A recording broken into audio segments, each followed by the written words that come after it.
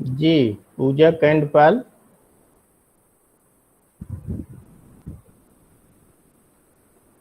आवाज आ रही है?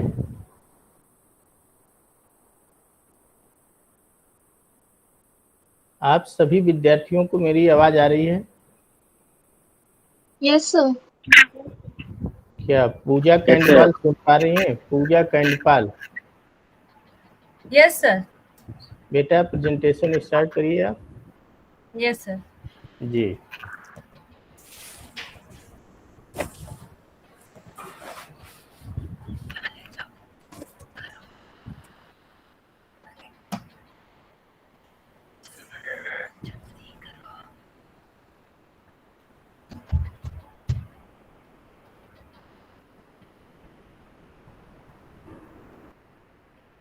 Good morning, sir, and dear batchmates. Myself, Pooja Kandpal. Today, I'm going to share my thoughts on Jainism and education. This topic is from paper 1, that is Philosophical Perspectives of Education. And I'm going to present this under the guidance of Dr. R.P. Saini, sir, and Mr. S.C. Patel, sir.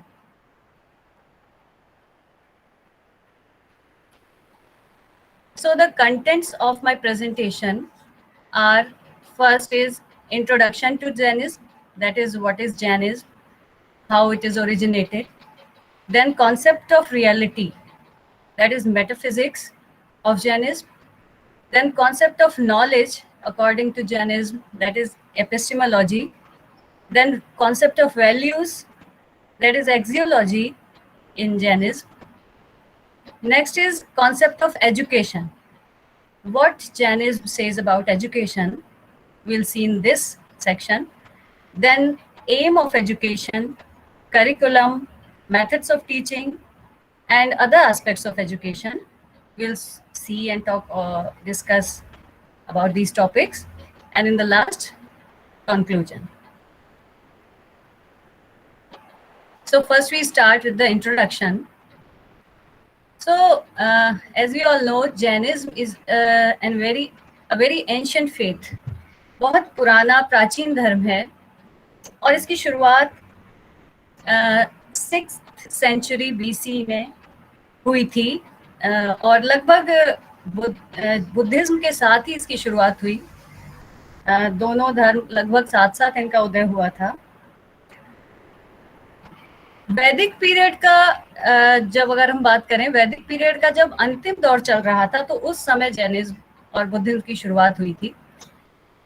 ये क्यों शुरुआत हुई इसकी, कैसे इसका उदय हुआ, उसको जानने के लिए हमें वैदिक धर्म में जाना होगा। वैदिक धर्म का जब अंतिम दौर चल रहा था, लेटर फेज चल रहा था, तो उस समय एक आंदोलन का रूप लिया।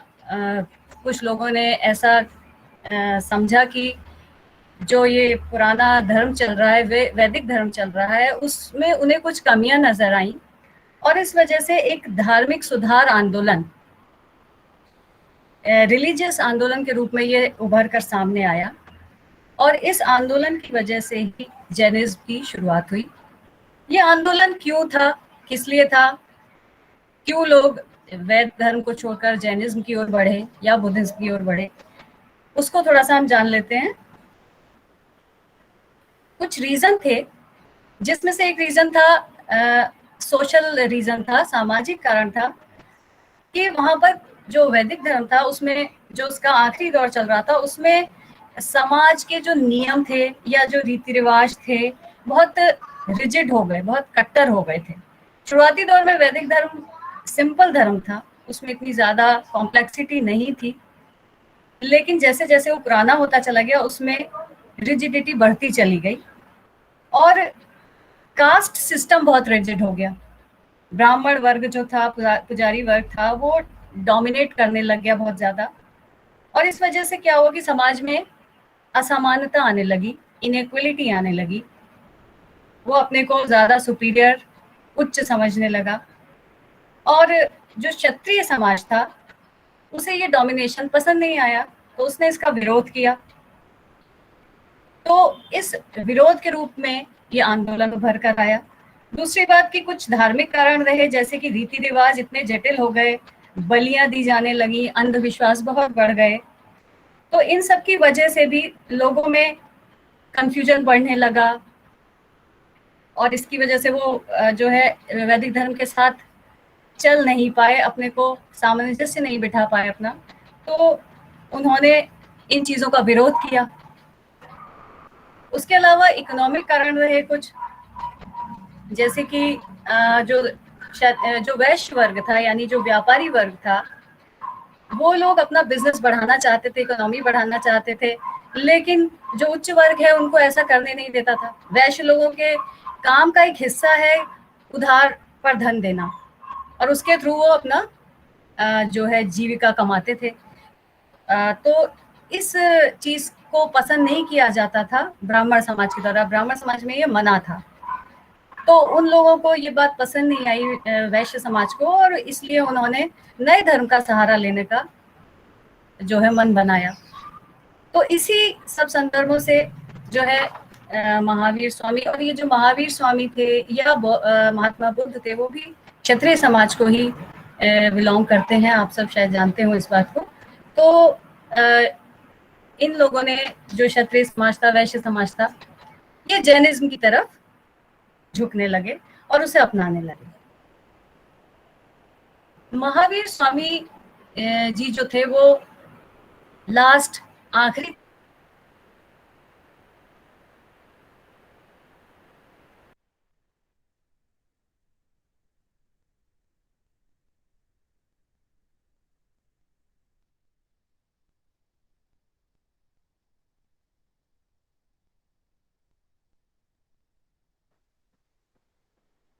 पूजा, आवाज नहीं आ रही। यस सर, आवाज नहीं आ रही। आवाज नहीं आ रही है सर क्या? जी जी, अब आ रही है, बोलिए, कंटिन्यू करिए। जी, तो मैंने बताया कि 24 तीर्थंकर थे, इन्हीं को जाता है श्रेय जैन धर्म को स्थापित करने का। अब ये जो धर्म है ये दो संप्रदायों में विभाजित है, श्वेतांबर और दिगंबर। तो जो श्वेतांबर संप्रदाय है, या जो श्वेतांबर मॉन्क्स होते हैं, साधु होते हैं, वो सफेद वस्त्र पहनते हैं, और जो दिगंबर होते हैं वो तपस्वी होते हैं, यानी कि जीवन की सभी जरूरी आवश्यकताओं को, मूलभूत आवश्यकताओं को त्याग देते हैं, त्यागी जीवन बिताते हैं और तपस्या में अपना समय ज्यादा लगाते हैं, और इस संसार के बंधनों से मुक्त होने के लिए ही इस जीवन को जीते हैं।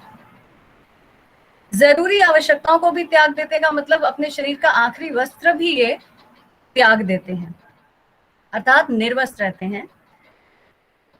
जैन शास्त्र के अनुसार जब व्यक्ति की मृत्यु निकट आती है, यानी कि जब उसको एहसास हो जाता है कि उसकी मृत्यु निकट आ रही है या वो मरने वाला है, तो एक प्रथा अपनाई जाती है जिसे सल्लेखना कहा जाता है, या श्वेतांबर जो संप्रदाय से संधारा भी कहता है। तो जो सल्लेखना या संधारा है, ये क्या है? ये एक प्रकार की समाधि लेना है।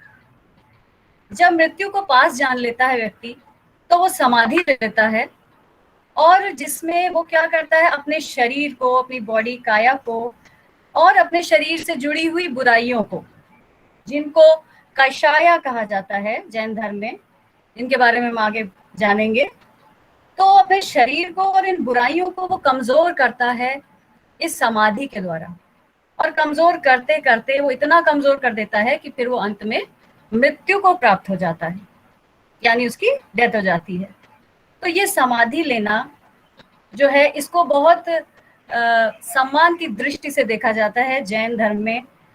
जब कोई व्यक्ति इस प्रकार की मृत्यु को प्राप्त होता है, तो उनकी समाधियों पर जो पत्थर लगाए जाते हैं, उन पर उनका नाम लिखा जाता है, और इसे समाधि लेख, एपिटैफ्स कहते हैं। और इस प्रकार उनको इन पत्थरों के द्वारा हमेशा याद किया जाता है। ये पत्थरों को जैन धर्म में निषादी कहा जाता है या निषादी पत्थर कहा जाता है, निषादी स्टोन कहा जाता है। तो सल्लेखना एक समाधि का प्रकार है जो जैन धर्म में बहुत प्रेस्टिजियस माना जाता है। जैन धर्म में कुछ बातें हैं जो बताती है कि हमें सही शिक्षा मिलनी चाहिए, सही ज्ञान मिलना चाहिए और सही आचरण हमारा होना चाहिए, जिससे कि हम आत्मज्ञान कर सकें, यानी सेल्फ रियलाइजेशन हमारा हो सके। Great stress on right knowledge and right conduct for self realisation. Jain धर्म की विशेष बात है सेल्फ रियलाइजेशन, जिससे सेल्फ रियलाइजेशन प्राप्त करके या आत्मज्ञान प्राप्त करके व्यक्ति कैवल्य की प्राप्ति करता है, यानी मोक्ष की प्राप्ति उसे हो सकती है। कुछ और बातें हैं जो जैन धर्म से जुड़ी हैं, जैसे कि जैन धर्म में जिनालय होते हैं। जिनालय यानी ऐसी जगह जहां पर इनके तीर्थंकरों की मूर्तियां होती हैं, जहां पर जो यहाँ के साधु हैं, मॉन्क्स हैं, वो ध्यान साधना या पूजा कर सके और साथ ही जैन धर्म से जुड़े लोग भी पूजा कर सकें। ये जिनालय कहलाते हैं। यहाँ पर ध्यान लगाया जा सकता है और यही जिनालय बाद में लर्निंग सेंटर के रूप में भी उभर कर आए हैं, जहां पर सीखने और सिखाने की प्रक्रिया की जाती है। कर्नाटका में जैन मंदिर का एक पवित्र तीर्थ स्थान माना जाता है, मंदिर है वो, श्राइन जिसे कहते हैं, और उसको वहां की भाषा में बसाड़ी कहते हैं। बसाड़ी को संस्कृत में बसटी कहा जाता है। ये बसटी शब्द वहां की लैंग्वेज का है, जिसका अर्थ होता है ऐसा संस्थान या ऐसा इंस्टीट्यूशन जहां पूजा के साथ साथ साधुओं को भी रहने का स्थान मिल सके। साथ ही वहां शिक्षक विद्यार्थी भी रह सकते हैं। तो ये जो है वसति कहलाता है। पुराने समय में जो ऐसे साधु संत हुआ करते थे, जैन धर्म को मानते थे, वो लयानाज या लेनाज, जिन जो गुफाओं के नाम दिए गए हैं जैन धर्म में, उनमें रहा करते थे। वो टेम्पररी उनका घर बनता था और ये जो जिनालय थे, जो उनके मंदिर थे, पूजा के स्थान, उनके चारों तरफ ये गुफाएं बनाई जाती थी और उन लयनाज और लेनाज में ये साधु रहा करते थे और वहां रह के अपने कार्य करते थे, साथ ही ध्यान पूजा पाठ वगैरह किया करते थे। तो ये थोड़ी बातें, जनरल बातें जैन धर्म की थी। अब आते हैं जैन धर्म की तत्व मीमांसा पर, यानी कि मेटाफिजिक्स, कॉन्सेप्ट ऑफ रियलिटी, कि सत्य क्या है।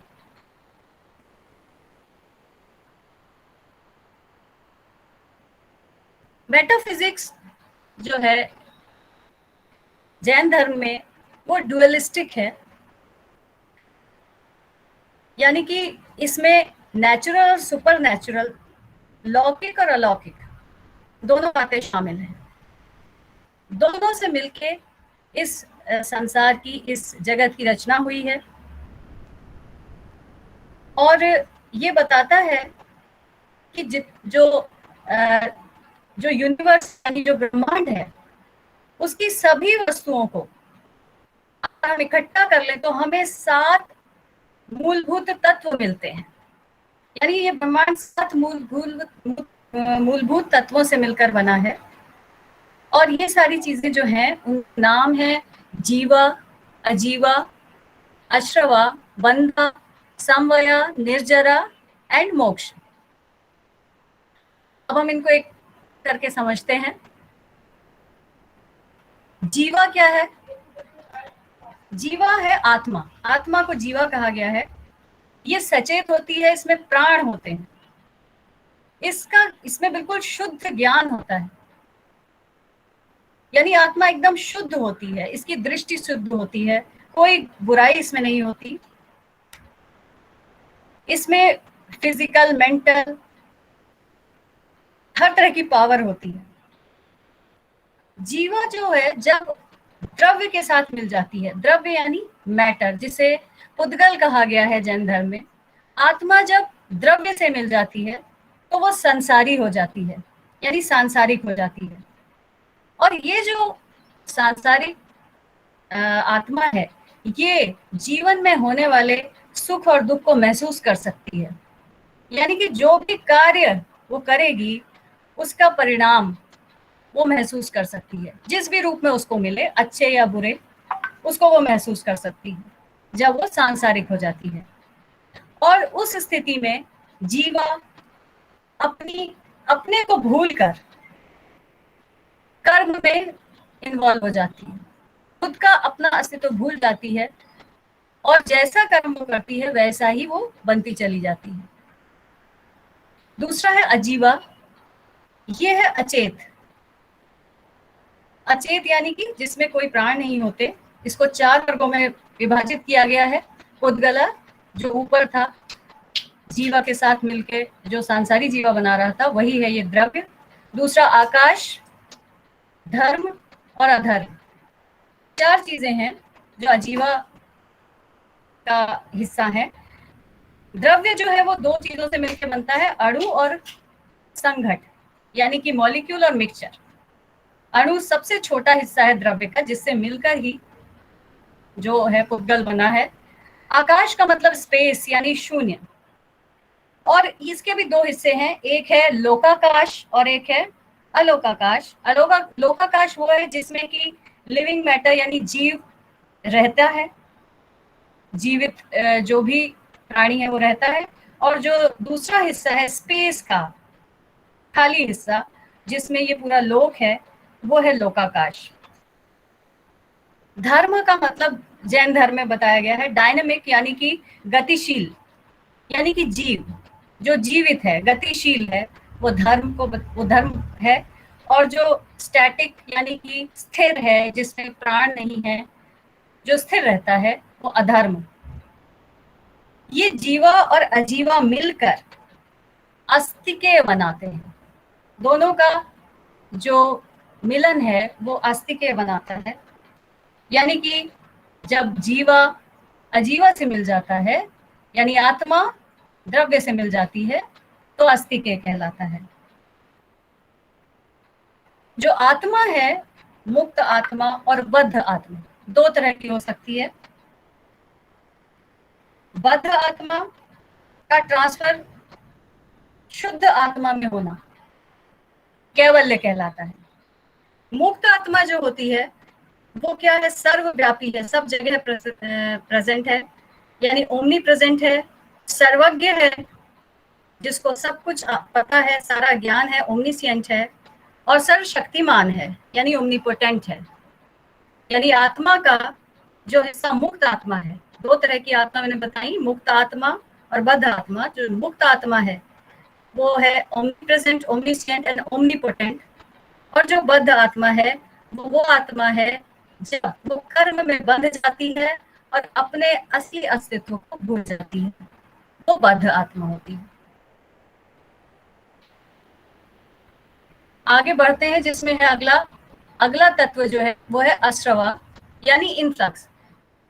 ये होता है कि जब अच्छे और बुरे कर्मों का आत्मा में प्रवाह होने लगता है, ऑस्पिशियस एंड इवल कार्मिक मैटर। असल में जैन धर्म में जो कर्म है उसको द्रव्य ही कहा गया है। बहुत सूक्ष्म कणों के रूप में आत्मा का जुड़ जाना वही कर्म है। तो कर्म से जुड़ जाना आत्मा का, और फिर उसमें प्रवाह होना ऑस्पिशियस यानी पवित्र अच्छे कर्मों का या बुरे कर्मों का, वो कहलाता है अश्रवा। उसके बाद है बंधा यानी बॉन्डेज। जब ये कर्म आत्मा के साथ पूरी तरह एकाकार हो जाते हैं, इंटरमिंगल हो जाते हैं, आपस में कोई उनका अंतर नहीं था, तो कहते हैं कि बंध हो गया है, बॉन्डेज एक बन गया दोनों के बीच। उसके बाद समवया यानी कि कर्मों का आत्मा में प्रवाह बंद हो जाए, जब obstruction of the inflow of karmic matter into the soul. निर्जरा डिसोसिएशन, ग्रेजुअल डिसोसिएशन, यानी धीरे धीरे इन कार्मिक मैटर का आत्मा से अलग होना, कर्म का जो द्रव्य के रूप में है, कण के रूप में है, उसका आत्मा से धीरे धीरे अलग हो जाना निर्जरा कहलाता है। और फाइनली मोक्ष होता है, यानी लिबरेशन। इसका मतलब है कंप्लीट इनहिलेशन ऑफ ऑल कार्मिक मैटर, यानी आत्मा हर प्रकार के कर्म से मुक्त हो जाती है और वापस अपनी उसी शुद्ध अवस्था में चली जाती है। ये मोक्ष होता है। ये एक साइकिल की तरह है कि शुद्ध आत्मा से किस तरह से कर्म जुड़ते हैं, सांसारिक अच्छाइयां बुराइयां जुड़ती हैं और फिर धीरे धीरे वो अलग होती हैं और फिर मोक्ष की प्राप्ति होती है। इस सब को करने में ये ऐसे अपने आप नहीं हो जाता है। इसको करने के लिए व्यक्ति को बहुत तपस्या करनी पड़ती है, आत्मज्ञान की जरूरत है। वो कैसे होता है आत्मज्ञान, हम ज्ञान के अगले सेक्शन में देखते हैं, जो है कॉन्सेप्ट ऑफ नॉलेज, यानी एपिस्टेमोलॉजी में हम पढ़ते हैं। Knowledge according to Jaina system दो तरह का है, एक है प्रमाण और एक है नया। प्रमाण जो है वो ऐसी नॉलेज है जिसका सामने में प्रमाण दिखता है, जो सामने दिखता है हम उसी को सत्य मान लेते हैं, वही प्रमाण है, वही ज्ञान है। और नया, ये बिल्कुल नया, जैसे इसका नाम ही है, एकदम नया कॉन्सेप्ट है जैनिज्म में। इसमें नया ये कहता है कि किसी भी चीज को देखने के कई दृष्टिकोण हो सकते हैं। प्रमाण तो कहता है कि हमें जो दिख रहा है, सामने रखा है, वही सत्य है, लेकिन उस चीज को देखने के हर इंसान के, हर व्यक्ति के, हर नजरिए से देखने का परिणाम अलग अलग हो सकता है। हम अलग अलग निष्कर्ष पर पहुंच सकते हैं। तो वो जो देखने का नजरिया है, दृष्टिकोण है, उसे नया कहा जाता है इस कॉन्सेप्ट ऑफ नॉलेज में। प्रमाण दो प्रकार का होता है, डायरेक्ट और इनडायरेक्ट, यानी प्रत्यक्ष और अप्रत्यक्ष। जो प्रत्यक्ष ज्ञान मिलता है वो दो तरह का होता है, अदरवर्ल्डली और प्रैक्टिकल। अदरवर्ल्डली ज्ञान जो है वो हमारे मस्तिष्क और हमारे सेंसेस यानी इंद्रियों से बिल्कुल मुक्त होता है। वो ज्ञान हमें स्वाभाविक रूप से मिलता है, हमारी सोच से हमको मिलता है। और जो प्रैक्टिकल है, प्रैक्टिकल ज्ञान है, वो हमारे दिमाग यानी मस्तिष्क और इंद्रियों से मिलता है। और दो प्रकार का होता है, एक मति और दूसरा श्रुता। मति ज्ञान जो है वो हमारी इंद्रियां हमें बताती हैं किसी वस्तु के बारे में, उसकी विशेषताओं को, उसकी संपूर्ण जानकारी हमें इंद्रियों से मिलती है, मति ज्ञान कहलाता है। और श्रुता ज्ञान जो होता है वो हमें जैन धर्म के अनुसार, जो जैन धर्म की महान तीर्थंकरों की पुस्तकें हैं, शास्त्र हैं, उनसे मिलता है, वो श्रुता ज्ञान है। जो अदरवर्ल्डली ज्ञान है वो, जैसे मैंने अभी बताया, इंद्रियों से, मस्तिष्क से जुड़ा नहीं है और ये हर प्रकार के कर्म से मुक्त होता है। तो ये वर्ल्डली और प्रैक्टिकल ज्ञान था। और प्रत्यक्ष ज्ञान में आता है दूसरा अप्रत्यक्ष ज्ञान, यानी इनडायरेक्ट नॉलेज है। इसके 5 प्रकार बताए गए हैं। पहला है मेमोरी यानी स्मृति, जो हमारी स्मृति में जो बात रहती है वो ज्ञान है इनडायरेक्ट। दूसरा है रिकॉग्निशन, जो हम किसी बात को पहचानते हैं, मानते हैं, मान्यता रहती है, वो है। अगला है तर्क यानी लॉजिक, तर्क से जो बात हमें सामने आती है हमारे, वो है तार्किक ज्ञान।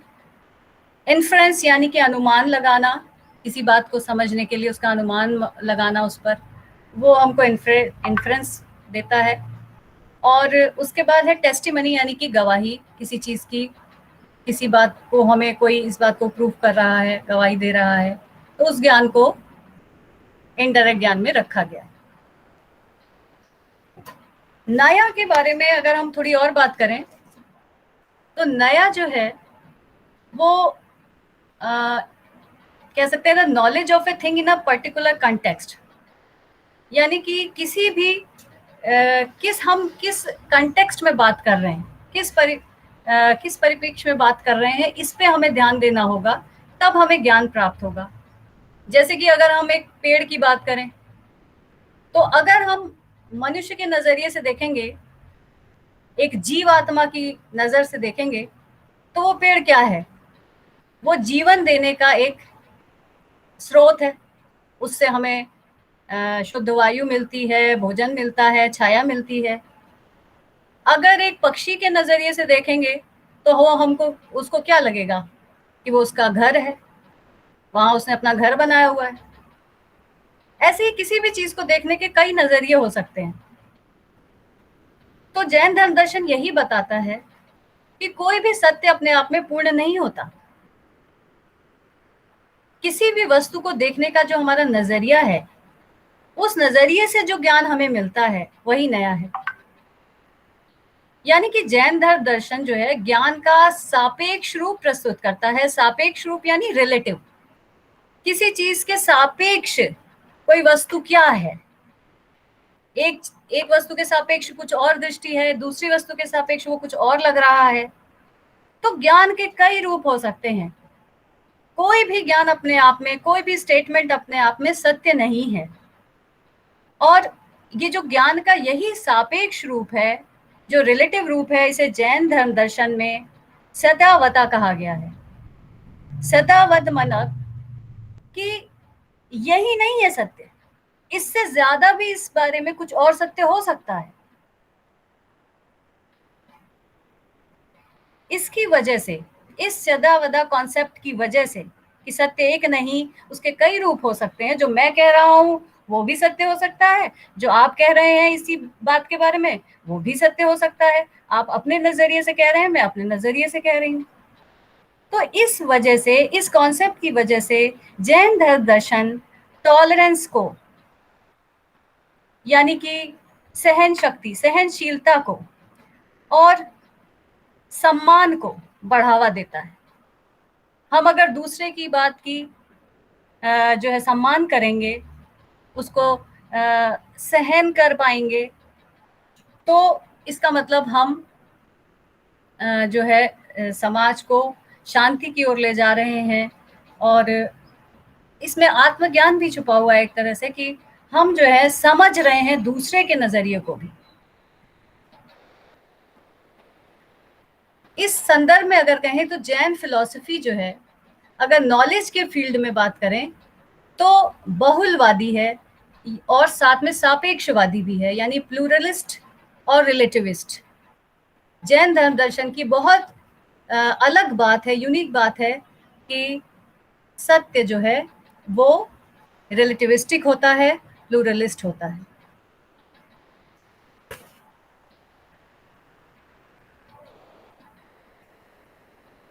आगे बढ़ते हैं। कॉन्सेप्ट ऑफ वैल्यूज यानी एक्सियोलॉजी। इसमें चरित्र के बारे में बताया जाता है। जैन धर्म दर्शन के अनुसार चरित्र क्या है? चरित्र बहुत ही महत्वपूर्ण वस्तु माना गया है, और चरित्र जिसका अच्छा है वही अंत में मोक्ष की प्राप्ति कर सकता है। क्योंकि अल्टीमेट एम जो है ह्यूमन लाइफ का, वो कैवल्य की प्राप्ति ही है, अटेनमेंट ऑफ इमेंसिपेशन। और ये कैसे प्राप्त हो सकता है? आत्मा के, जीवा के परफेक्शन से, उसकी शुद्धि से। शुद्धि कैसे आएगी? जब चरित्र निर्माण होगा, अच्छा चरित्र होगा, अच्छे काम करे जाएंगे। Jain philosophy lays emphasis on Ratnatraya. Ratnatraya, 3 रत्नों को कहा गया है। रत्न जैसे बहुमूल्य होते हैं, उसी प्रकार से ये 3 दर्शन, 3 बातें बताई गई हैं जैन धर्म में, जिन्हें रत्नों की संज्ञा दी गई है। सम्यक दर्शन, सम्यक ज्ञान और सम्यक चरित्र। सम्यक दर्शन का क्या अर्थ है? सम्यक दर्शन का मतलब है कंप्लीट फिलॉसफी, पूरे दर्शन को जान लेना। दर्शन का ज्ञान कैसे मिला? जो जैन धर्म के 24 तीर्थंकर हुए, उन्होंने जो ज्ञान दिया उनके ज्ञान पर पूर्ण विश्वास करना, उन पर फुल फेथ करना ही सम्यक दर्शन है। सम्यक ज्ञान मतलब कंप्लीट रियलाइजेशन या पूर्ण ज्ञान। संपूर्ण ज्ञान जब मिलता है तो ये भी वो ज्ञान है जो उन तीर्थंकरों ने दिया है अपनी बातों से, अपने उपदेशों से, अपनी किताबों से। सम्यक चरित्र यानी कि कंप्लीट गुड कैरेक्टर। और ये कैसे फॉलो हो सकता है, कैसे बन सकता है? जब ऊपर के दो यानी कि सम्यक दर्शन और सम्यक ज्ञान, इन दो रत्नों को पूरी तरह से फॉलो किया जाए तो सम्यक चरित्र का निर्माण होता है।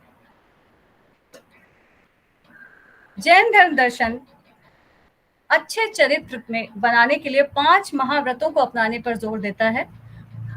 5 महाव्रत बहुत फेमस हैं, ये सभी इसको जानते होंगे, उन्होंने सुना होगा इसके बारे में। Truth, non violence, non stealing, non hoarding and celibacy, यानी कि सत्य, अहिंसा, अस्तेय, अपरिग्रह और ब्रह्मचर्य।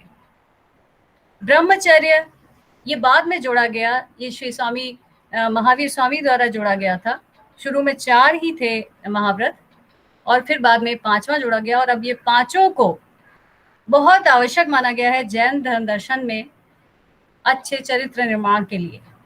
सत्य बोलना चाहिए, हमेशा झूठ नहीं बोलना चाहिए, अहिंसा के रास्ते पर चलना चाहिए, चोरी नहीं करनी चाहिए, अपरिग्रह यानी कि जरूरत से अधिक धन अर्जित नहीं करना चाहिए, जितनी जरूरत है उतना ही रखना चाहिए, और साथ में ब्रह्मचर्य यानी अपने ऊपर कंट्रोल होना चाहिए, अपनी इंद्रियों पर कंट्रोल होना चाहिए। उसके अलावा 4 बुराइयां हैं जिन्हें कहा गया है कषाया। इन 4 बुराइयों को छोड़ने पर बल दिया गया है जैनिज्म में। ये 4 बुराइयां क्या हैं? क्रोध, लोभ, मोह और अहम यानी अहंकार। Anger, greed, infatuation and ego. इन 4 बुराइयों को छोड़ना बहुत ही आवश्यक है। इनके रहते किसी भी प्रकार की तपस्या, किसी भी प्रकार का आत्मज्ञान प्राप्त नहीं हो सकता है, मोक्ष प्राप्त नहीं हो सकता है। तो ये बहुत आवश्यक है चरित्र निर्माण में, कॉन्सेप्ट ऑफ वैल्यूज में, जैन धर्म दर्शन के अनुसार। Concept of education in Jainism. मेरी आवाज आ रही है आप लोगों को? जी पूजा, हेलो। आवाज आ रही है आपकी? क्लियर आवाज आ रही है? जी जी सर, ओके सर। अब इसे कल कॉन्सेप्ट ऑफ कंटिन्यू एजुकेशन। करेंगे पूजा, आगे इसे जी कल सर। कंटिन्यू करेंगे, समय हो गया है। जी सर। और जी जी जितना प्रेजेंटेशन आज आपने किया है फिलोसफिकल वाला, है जी ना, सर। तो इससे रिलेटेड जो भी प्रश्न है तो आप अपने प्रश्न रख सकते हैं। किसी के मन में कोई प्रश्न है?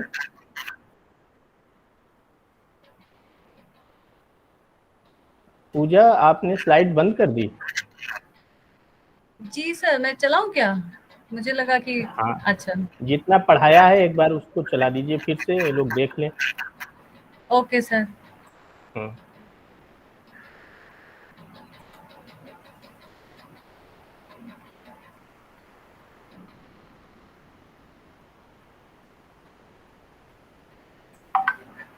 पढ़ाइए।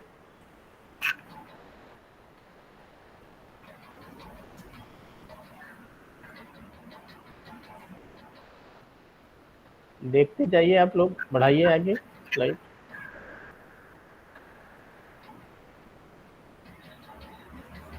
जी जी,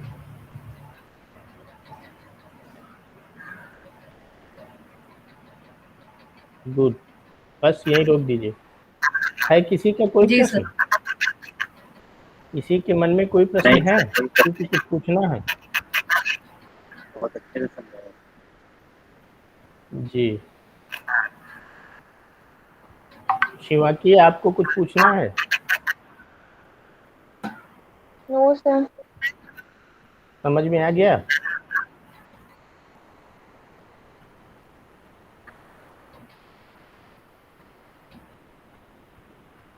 तो किसी का कोई प्रश्न नहीं है?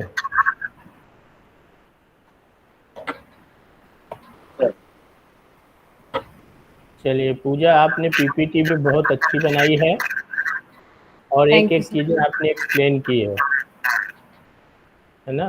बहुत ही अच्छा प्रेजेंटेशन है आपका। Thank you sir. तो मुझे लगता है कि कल किसी दूसरे विद्यार्थी को अवसर दे दिया जाए। जी सर, जैसा आप मुझे एक बार स्लाइड अपनी आगे की भी दिखा दीजिए, एजुकेशन वाली। अभी दिखा दूं सर इसी में? हाँ हाँ, यही से। Okay sir.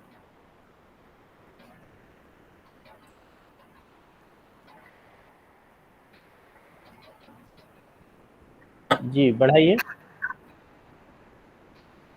बस रुकिएगा थोड़ा। जी सर। हाँ थोड़ा सा रुकिए।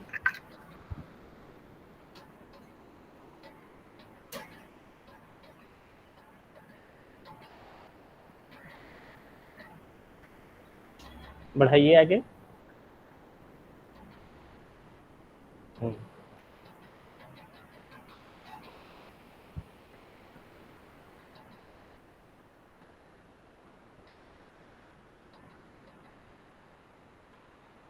जी बढ़ाइए, रुकिएगा मैं तक।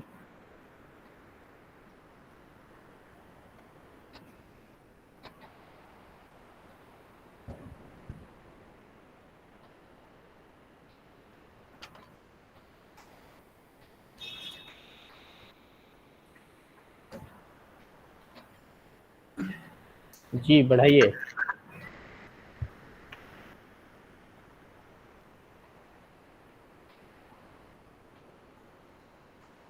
आगे बढ़ाइए।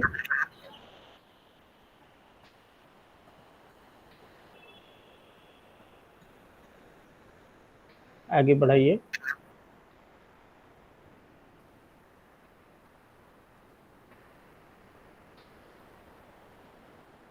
और बढ़ाइए। कंक्लूजन एक्सप्लेन करिए बेटा थोड़ा, पूजा। जी सर। कंक्लूजन एक्सप्लेन करिए थोड़ा। जी, कंक्लूजन में जैन धर्म दर्शन जो बताता है वो मुख्य बातें उसकी ये है कि वो जो है सम्यक दर्शन, सम्यक चरित्र और सम्यक ज्ञान पर बहुत ज्यादा बल देता है। साथ ही चरित्र निर्माण को बहुत इम्पोर्टेंट बताता है और इन सब चीजों को वो शिक्षा के माध्यम से किसी विद्यार्थी में, स्टूडेंट में, जो भी सीखने वाला है उसमें इंडल्ज करने की बात करता है। जो शिक्षा का मुख्य उद्देश्य है वो यही है कि व्यक्ति जो है 5 महाव्रतों का पालन करे और साथ में 4 कषायों को त्याग दे, यानी बुराइयों को छोड़ दे। साथ ही अहिंसा पर बहुत जोर देता है। अहिंसा बहुत ज्यादा इम्पोर्टेंट है जैन धर्म दर्शन पर, जैन धर्म दर्शन के लिए। साथ ही वो ये भी कहता है कि जो शिक्षा है वो ऐसी होनी चाहिए जिससे कि मनुष्य अपनी जीविका चला सके, यानी कि उसको कुछ कौशल भी सीखने चाहिए। लेकिन जो महिलाओं की शिक्षा है उसके बारे में उसमें कुछ नहीं कहा गया है। ये पुरुषों के ही बारे में कहा है। और दिगंबरा जो कहते हैं कि उन्हें स्त्रियों को बिल्कुल जो इमेंसिपेशन यानी कि मोक्ष प्राप्ति के लिए ज़रूरत नहीं है, लेकिन श्वेतांबर जो है वो दोनों को कहते हैं कि मिल सकता है मोक्ष, लेकिन ज्ञान प्राप्त करने के लिए, एजुकेशन के लिए, महिलाओं के लिए दोनों कुछ नहीं कहते। और जो अहिंसा है सबसे ऊपर है, अभी मैंने बताया। सिर्फ ज्ञान प्राप्त कर लेना ही पूर्ण नहीं है, अपने आप में सफिशिएंट नहीं है। लिटरेट हो जाना, शिक्षित हो जाना ही पूरा नहीं होता है जैन धर्म दर्शन के अनुसार, बल्कि एजुकेशन ऐसी होनी चाहिए जो इस संसार के बंधनों से मुक्त कर सके हमें, और साथ में हमें उस ऊंचाई तक पहुंचा सके जहां पर हम केवल को प्राप्त कर सकें। आत्मा जो है आगे इसमें था, जो आत्मा होती है वो फ्री हो जाए, कर्मों से मुक्त हो जाए, और यही धर्म दर्शन का विचार है और इसी से शिक्षा जुड़ी रहती है। अपने आप को नियंत्रित रखना, अपने आप को अच्छे कार्यों में लगाना, अच्छे विचारों में लगाना, यही धर्म दर्शन, जैन धर्म दर्शन का मेन सार है और इसी से हमारी आत्मा परफेक्शन की तरफ जा सकती है। बढ़ती जी। रेफरेंसेज है, बढ़ाइए। जी सर। नहीं रेफरेंसेज सर, दिखाइए। बस इतना ही है sir, thank you. Reference include नहीं किया? जी सर। रेफरेंसेज नहीं किया इंक्लूड? कहाँ सर से मुझे मैटर लिया है? संदर्भ ग्रंथ कहाँ से आपने नहीं, मैटर लिया है? तो नहीं किया। मैटर सर, अच्छा सर, हम्म। हाँ वो मैंने इसमें नहीं लिखा है सर, मैंने अच्छा, कई जगहों अच्छा। से लिया सर, नेट से, थोड़ा बुक से भी जी, देखा था, बाकी इंटरनेट से जी। कई जगहों पर से देखा था। चलिए, चलिए, गुड, बहुत अच्छा प्रेजेंटेशन है आपका। पीपीटी भी Thank बहुत you। बढ़िया बनी है, अब तक का एक्सीलेंट प्रेजेंटेशन है। जी सर। सारे विद्यार्थी देख रहे हैं किस तरह से पीपीटी बनानी है, किस तरह से चीज़ों को एक्सप्लेन करना है, ठीक। तो आगे आप लोग देखिए और करने की कोशिश करिए, ठीक। अब कल किसका है? सर मेरा। करिश्मा। जी सर। अच्छा, आप भी बेटा तैयारी कर लीजिएगा, ठीक है। जी सर। जी सर।